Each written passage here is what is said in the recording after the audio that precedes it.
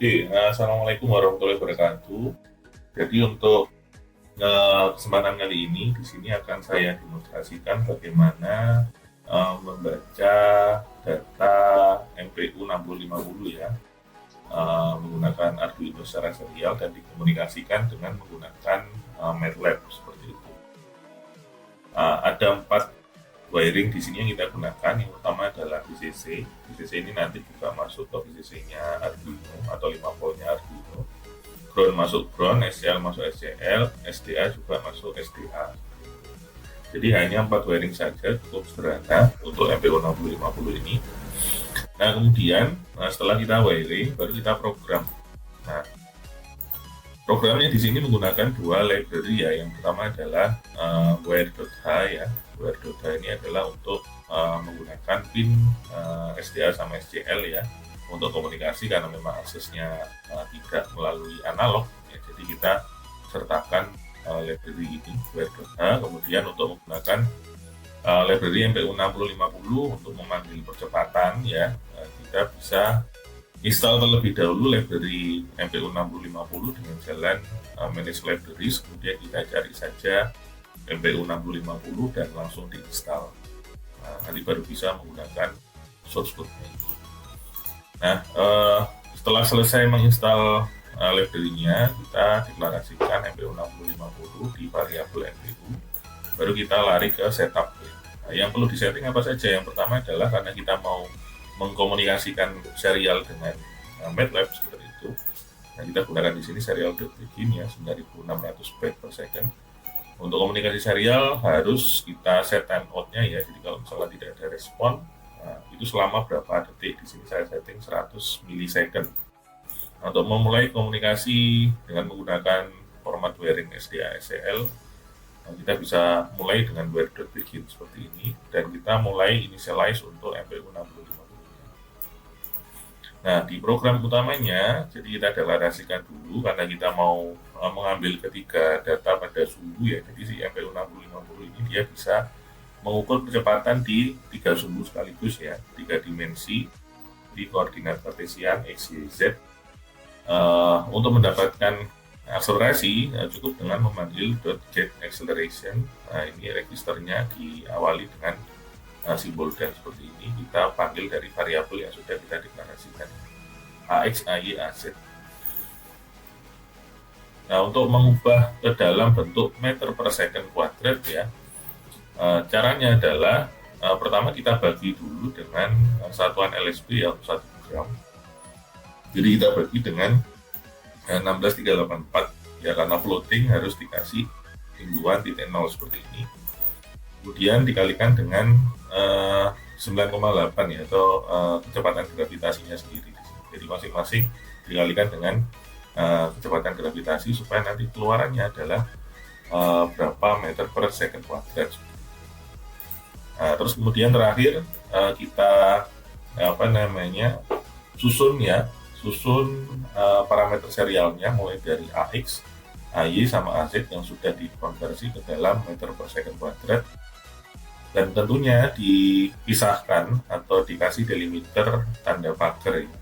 Kemudian jangan lupa dikasih delay 100. Jadi delay pengiriman dari Arduino ke MATLAB nanti kurang lebih tiap 100 millisecond untuk tiap datanya, atau 0,1 detik. Nah, kalau di Arduino tinggal kita upload saja. Sebelumnya diverifikasi dulu, kalau tidak ada error bisa langsung di-upload. Tapi terlebih dahulu kita pilih port-com-nya sama jenis Arduino. Nah, kalau sudah di-upload ya, baru kita bisa cek dulu dengan serial monitor. Nah, ini adalah contoh pembacaan serial monitor untuk masing-masing sumbu ya, percepatan gravitasi ya. Jadi ada X, Y, Z. Nah, di sini X-nya -3, Y-nya 0, Z-nya di kisaran 9 atau 10. Nah, kemudian di sini ya, coba supaya untuk membuktikan datanya berubah atau enggak. Nah, ini saya coba getarkan saja ya, karena nanti biasanya kan aplikasinya kan pada motor atau sesuatu yang memiliki periodik getaran yang sama. Jadi Cara pengisian sederhananya itu kita naik turunkan aja. Di sini ada perubahan data. X yang tadinya 3 bisa naik turun menjadi 4 sampai angka 1. Jadi dari sini berarti kan dia sudah bisa menangkap perubahan percepatannya. Nah, kalau sudah, selanjutnya di sini ya kita sudah memastikan bahwa pembacaannya sudah sesuai. Nah, kita pindah ke MATLAB sekarang. Nah, di MATLAB ini yang pertama kita buat tampilannya dulu ya. Jadi di sini sudah saya kasih labeling sistem monitoring percepatan berbasis MPU 6050 dan fast Fourier transform. Yang perlu disetting apa saja? Nah, ini kita siapkan pop-up menu ya. Jadi ada portrait, comfort, display. Ini adalah untuk display yang mau ditampilkan pada saat proses monitoring berlangsung di sumbu X, Y, atau Z. Kemudian samplingnya, berapa sampling yang dibutuhkan, dan ini adalah data ketika dia berjalan. Jadi nanti ketika proses pembacaannya jalan, dia langsung counting otomatis, ya, counting, menyimpan data setiap kali diterima. Jadi sampai jumlah samplingnya sama dengan yang di setting seperti itu. Dan ini start untuk memulai monitoring. Kemudian FFT analisis untuk menampilkan nilai maksimum magnitude dari masing-masing sumbu ya.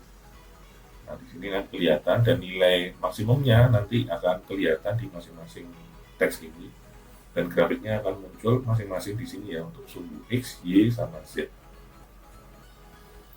Nah, sekarang kita demonstrasikan saja, kita jalankan. Jadi kurang lebih seperti ini. Saya sandingkan dulu sama prosesnya di sini. Jadi cara menjalankan aplikasinya bagaimana? Yang pertama kita pilih baud rate-nya dulu. Baud rate tadi default sudah 9600. Nah, communication port sebenarnya kita bisa lihat di device manager ya. Device manager. Nah, kita lihat di device manager nanti di port com-nya. Jadi dia di COM 1. Nah, kita sesuaikan saja COM-nya, karena COM 1 ya COM 1. Yang mau ditampilkan apa? Misalkan X-nya. Nah, kemudian samplingnya berapa? Karena samplingnya 50. Baru kita mulai. Nah, karena kita panggil data serialnya. Nah, ini proses berjalannya data serial ya. Nah, karena 50 sampling, jadi dia nanti akan berhenti pada saat samplingnya sudah 50. Seperti itu. Baru kita klik FFT analisis. Nah, jadi di sini yang diproses sebenarnya yang ditampilkan walaupun cuma X, Y, sama Z-nya juga disimpan. Jadi nanti yang keluar di sini adalah hasil transformasi Fourier untuk masing-masing sumbu. Jadi di sini sudah kelihatan peak magnitude-nya berapa. Ini untuk X, Y, dan Z. Kalau mau reset ya di reset lagi. Dan misalkan di sini mau saya ganti ke sumbu Z, saya monitoring ya. Kemudian kita jalankan, maka dia ngambil prosesnya dari sini. Nah, ketika saya gerakan seperti ini, dia datanya fluktuatif seperti itu sampai selesai. Baru kita klik FFT analisis lagi. Ini ada perubahan yang cukup signifikan ya tadi. Nah, di sini nanti kita bisa mengambil informasi maksimum atau nilai maksimum magnitude-nya ya di sini untuk masing-masing sumbu. Oke, kalau mau di reset ya di reset lagi. Untuk menutup aplikasi bisa langsung di close. Oke, kurang lebih seperti itu demonstrasi monitoring MPU 6050 berbasis fast Fourier transform. Terima kasih. Wassalamualaikum warahmatullahi wabarakatuh.